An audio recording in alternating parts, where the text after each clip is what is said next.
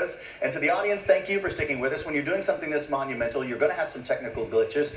So here we go. We were just talking about extreme events like drought, famine, flooding, all happening in same areas. And you had mentioned that it forced some people to leave their communities, even their countries, and go into other communities and countries. So do those extreme events lead to more political and social instability, I guess is the question. Absolutely, because in 2016, there was a study that reviewed 55 scientific journals, and the link between climate change and conflict was clearly established, though it was not directly, it was indirectly linked, where food shortages result to people moving to areas where they can find food, where water shortages, where flooding as a result of extreme events result to people moving to areas where they can find food, and more importantly, the illegal migration from the African continent today, especially youth, crossing the Sahara into Europe and also dying across the Mediterranean Sea, has actually been established that 70% of those youth who are living as a result of poverty, and more so with the changing climate, which is going to affect agricultural production in the African continent up to about 40% if the world was to hit 2 degrees. And as we're speaking today, the world is at 1.1 degrees. Yeah. It means that the movement of people to seek sanctuaries in places not their own will escalate, and definitely there is going to be conflict.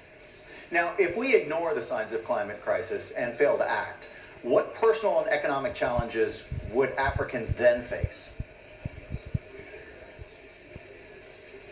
Well, the changing climate, though it's impacting Africa's abundant areas like agriculture, is also providing an opportunity economically, because if you look today, in as much as Africa has 65% of uncultivated arable land, in as much as Africa have abundant sunshine, 365 days a year with sunshine, where 0.3% of the sunshine that comes through in the Sahara that can light the entire Europe. All these untapped potential have not actually been actualized from potential to reality. And as we're speaking today, the continent is losing $48 billion US as a result of inefficiency in the entire agro value chain because of post-harvest losses.